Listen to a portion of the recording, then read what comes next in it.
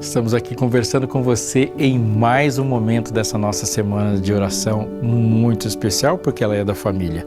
E que bom ter a sua companhia e me sinto honrado porque você separou esse tempo para que a gente aqui, ouvindo a Deus na sua palavra, possa glorificá-lo a partir daquilo que Ele espera. Isso é muito bom. Eu nunca, compartilho com você, vivi um momento, uma experiência em que alguém tenha me procurado e falado: pastor, estou chorando aqui, estou aos prantos, eu estou perdendo a noite porque eu não consigo entender Daniel, ou não consigo entender Apocalipse, ou não consigo harmonizar as cartas de Paulo. Isso nunca me aconteceu. Nunca vi alguém perder a noite por isso. A maior parte das vezes que alguém me procurou e estava mal, sendo coração machucado, emocionalmente abalado, era por uma razão específica. E é sobre essa razão específica que eu quero conversar com você neste momento. Então, depois da vinheta, já fica segurando a sua Bíblia, porque nós vamos conversar com Deus.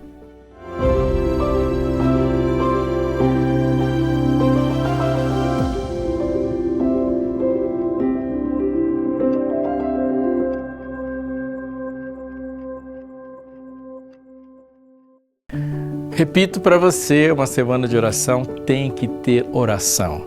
E numa semana de oração da família, precisamos orar pela nossa família.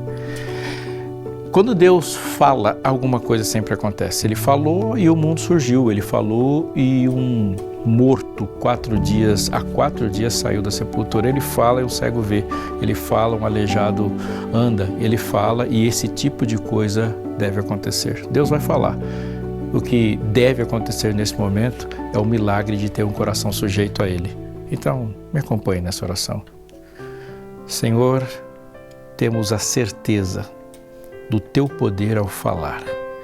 O que te pedimos agora é a capacidade, pelo mover do Teu Santo Espírito, de ouvir-te e que isso aconteça, sim, efetivamente, que os nossos corações se prostrem diante de Ti em submissão à superioridade da Tua palavra. Em nome de Jesus. Amém. Eu já vi lágrimas escorrendo pela falta de uma compreensão específica. E ela não é uma falta de compreensão sobre um texto, sobre as coisas da vida. A maior parte das pessoas que chegam aos prantos ou desequilibradas emocionalmente, tentando procurar uma razão, tem problemas com a sua identidade. Sim, é exatamente isso. Entender quem ele é e a partir dessa compreensão se desdobram outras compreensões. Quem eu sou, o que devo fazer, por que estou aqui, como me relacionar com os outros. É profundo isso. Pensa só nesse aspecto. A maneira como eu me entendo determina como eu vou te tratar. Vou dar um exemplo. Se eu me compreendo como um rei, é inevitável tratar todos os outros como servos. Se eu me compreendo como um servo, também é inevitável ter a disposição de servir todos os outros. Quando a nossa maneira de pensar a nós mesmos muda, coisas mudam em muita gravidade na vida.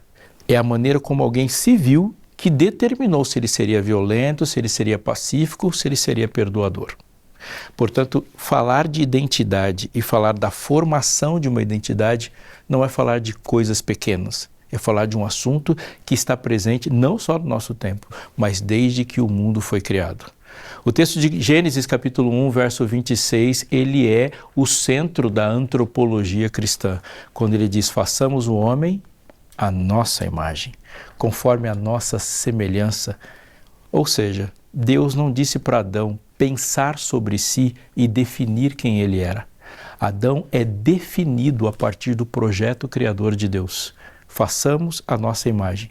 Isso significa que eu só compreendo o que está errado em mim compreendendo a perfeita imagem da qual o meu projeto foi tirado. Tudo que está errado em você e em mim é aquilo que é encontrado em nós e não é encontrado em Deus. Tudo que está certo em você e em mim é aquilo que é encontrado em nós e é um reflexo do que é encontrado em Deus. Nós jamais teremos alguma noção do que é desenvolver-se sem entender que todo desenvolvimento é um caminho para a plenitude de Cristo. Seres criados não se definem, seres criados são definidos pelo seu Criador. Assim, Deus faz o homem e o texto diz, façamos o homem à nossa imagem. Continue pensando comigo. Fazer alguém à sua imagem implica muitas coisas, mas dentre todas elas é inevitável pensar que fazer alguém à sua imagem traz consigo a intenção de que esse Criador seja visto. Fazer a sua imagem e glorificar são termos paralelos. Quando Deus fala que você e eu somos feitos para a glória dele, ele está dizendo que eu e você somos feitos para demonstrá-lo. Quando ele cria o homem à sua imagem, ele está dizendo, eu quero que a minha imagem se espalhe pela terra. Assim, o livro de Gênesis capítulo 5, logo no 2º versículo, diz que Adão teve um filho, à sua imagem, conforme a sua semelhança, e lhe chamou Sete. Você está acompanhando? Está me entendendo? Tenho certeza que sim. Deus faz alguém à sua imagem que tem a capacidade de fazer outros à sua imagem, e assim a imagem de Deus se espalha pela terra. Esse plano original de Deus deve ser considerado a partir da perspectiva de que Deus não muda. Isso significa que o pecado não foi capaz de mudar o projeto. Assim, quando Adão come o fruto, ele recebe um dano à imagem de Deus. Quando a gente pensa naquele relacionamento dele com Eva, isso fica bem claro, porque eles estavam nus e não se envergonhavam. Significa que quando Eva olhou a Adão, ele estava plenamente exposto a ela. E essa exposição total do primeiro homem para a primeira mulher gerou alegria, porque Adão não era a pessoa que Eva mais amava. Adão era a imagem da pessoa que Eva mais amava. Quando Adão olhou para Eva, totalmente exposto a ela, ele não se envergonhou, ele ficou feliz. Repito, porque Eva não era a pessoa que ele mais amou. Eva era a cara da pessoa que ele mais amou. Quando eles comem o fruto, a imagem de Deus é danificada e agora eles estão nus e se envergonham. A repercussão dentro do coração, na multidão de confusões que se criou depois do pecado, ficou claro no texto, eles estavam nus e não se envergonhavam, agora estão querendo cobrir a nudez. Agora pense o que Deus fez. Quando Deus o salva, Deus mata um cordeiro, faz desse cordeiro uma vestimenta de peles e os cobre.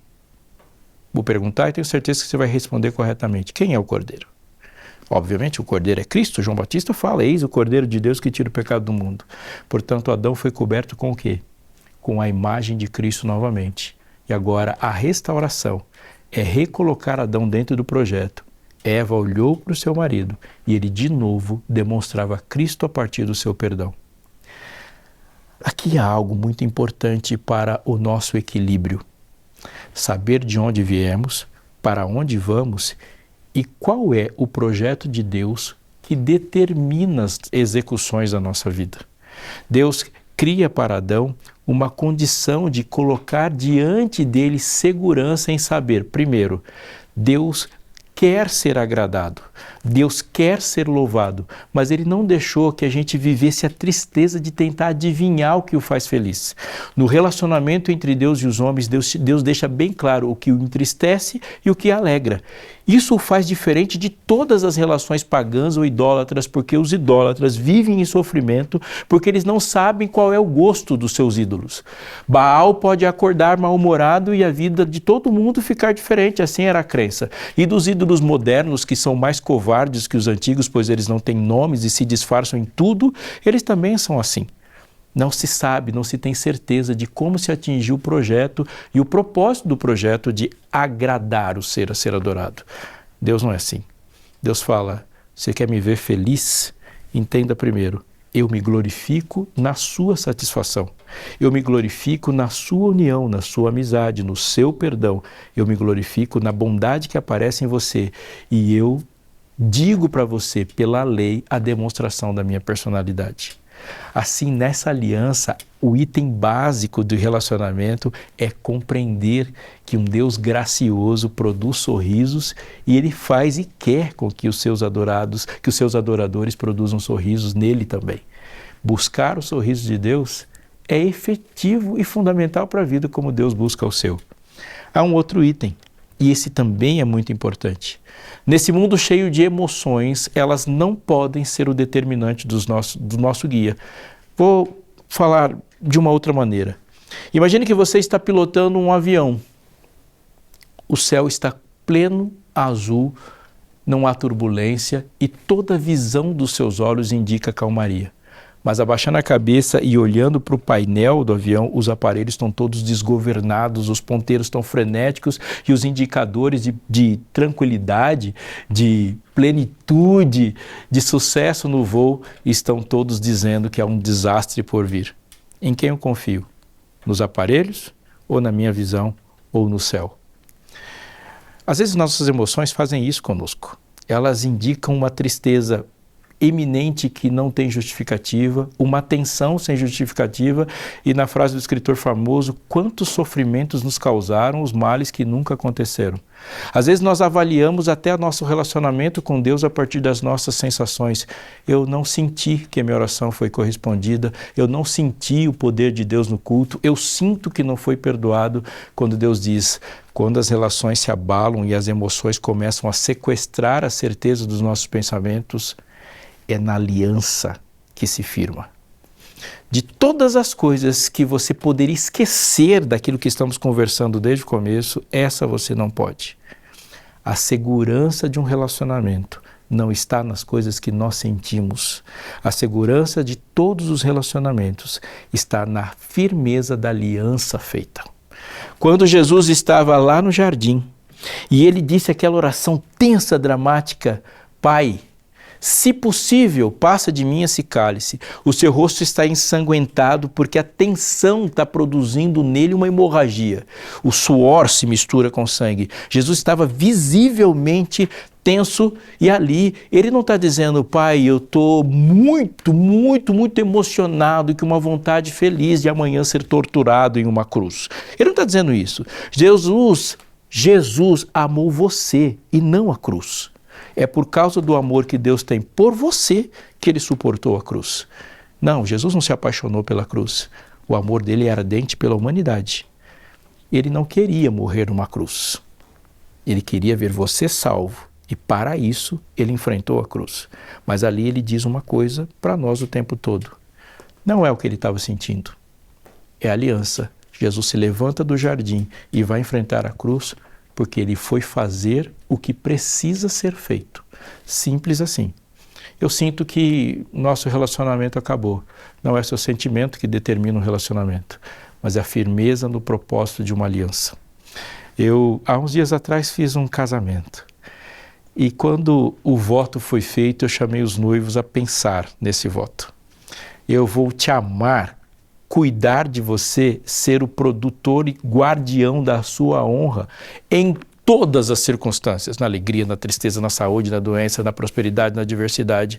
Aí chega alguém em algum tempo e diz, sabe o que você tem que fazer? Você tem que conquistar seu cônjuge todo dia. Não! Você tem que ser fiel à aliança todo dia, porque isso é mais que suficiente. O amor de aliança é mais do que suficiente. É por isso que na trajetória de Israel há um compromisso visível relacionado a um compromisso invisível tão sólido. Deus chega para Abraão e fala, você vai ser uma grande nação, farei de ti uma grande nação. Ele promete filhos e o sinal da aliança é marcado numa circuncisão exatamente no aparelho reprodutor, porque Deus promete filhos e ali há um sinal da aliança que publicamente ninguém vê, publicamente se viu os filhos de Abraão, mas ele na sua intimidade sabia que ele tinha uma aliança para com Deus. Eu fico imaginando na minha aliança, porque o nome da minha esposa e a data do meu casamento está marcado de um lado da aliança que ninguém vê, do lado de dentro. Eles nos veem andando, mas o que segura nossa comunhão é a firmeza da aliança. Quando Deus está falando com Noé antes disso, ele fala com Noé nos termos que ele falou com Adão. E fala para Noé, a humanidade vai começar na firmeza do nosso compromisso. Vai recomeçar. O que Deus falou no começo do livro de Êxodo está diretamente relacionado ao que Ele prometeu e espera de nós nessa aliança, num compromisso fundado no amor de Deus e no projeto de Deus. Ele promete filhos a Adão e quando começa o livro de Êxodo, quando o povo está se constituindo, há uma relação com filhos. Os filhos de Israel se multiplicaram e encheram a terra. Uau! É direta a relação com Gênesis. Deus fez e fundou uma igreja. Pensa comigo. O propósito de Adão era ter filhos e ao ter filhos, a glória de Deus se espalharia sobre a terra, porque a imagem de Deus se espalharia sobre a terra. Deus conversa com Abraão e dele faria-se uma grande nação e abençoaria todas as famílias da terra, com seus filhos fazendo uma grande nação. Deus chega por os apóstolos e diz: toda autoridade me foi dada no céu e na terra, portanto ide, fazei discípulos de todas as nações. E o fazer discípulos de todas as nações não é diferente de chamar alguém cuja imagem de Deus foi deformada pelo pecado, reconstruir pela santidade essa imagem para que nesse novo nascimento de filhos de Deus, a imagem de Deus se espalhe pelo mundo todo. O compromisso que Deus fez lá no Éden segue uma linha inquebrável até a sala da minha casa, porque educar alguém, falar com alguém, abrir a Bíblia com alguém, sentado fazendo culto doméstico, é o ponto que conecta alguém no século XXI a Adão, a Abraão, a Noé, a Davi, aos apóstolos. Reproduzir a imagem do seu Criador e a glória de Deus se espalhar sobre a terra. A firmeza da aliança. Na firmeza de um compromisso de alguém que nasceu, está a relação de alguém que nasceu sob uma promessa como Isaac. Alguém que nasceu da água e agora é uma nova criatura, mostrando a imagem de Deus para o mundo, está exatamente aquilo que Deus queria que acontecesse com Adão. Deus é fiel. Se o mundo está vivendo em pecado, Deus é fiel. Se o mundo é perfeito, Deus é fiel. Se você está sentindo o fervor da sua fé, Deus é fiel. Se você se sente desanimado, Deus é fiel. E Ele quer que nós continuemos num compromisso com Ele. Eu te chamo neste momento a refazer as suas alianças. Essa relação de construir a imagem de Deus e ser um agente de construção da imagem de Deus naqueles que nós educamos. A relação que temos de entregar e dar as mãos uns para os outros e como família, um se responsabilizar pela condução, pela caminhada do outro sendo reconstruído nele a imagem de Deus. A relação que temos enquanto povo, de todos nós, demonstrar a glória de Deus para qualquer pessoa. O meu pedido na minha oração é que isso seja constantemente lembrado na sua mente e que você tenha alegria em fazer isso. Pai querido e eterno, ao te chamar de Pai, a gente tem que ter consciência que colocamos a humanidade toda dentro da nossa oração. Mas nem todos te veem como o Senhor deve ser visto. Abençoa-nos, Senhor, nos dando o poder de refletir a Tua imagem a qualquer pessoa que nos vem. E qualquer pessoa que tenha contato conosco, que ela também tenha certeza que tiveram contato contigo. Senhor, nos dá hoje um compromisso sólido e força para cumprir os compromissos sólidos com as promessas que fizemos e que tenhamos consciência de que é no compromisso que nós pertencemos e pertencer nos dá saúde, nos dá vigor, nos dá esperança. Que aquele que agora na sua casa, em qualquer lugar, está me acompanhando nessa oração, tenha reafirmado o seu compromisso contigo e isso seja para a tua glória em todo o mundo. Em nome de Jesus. Amém.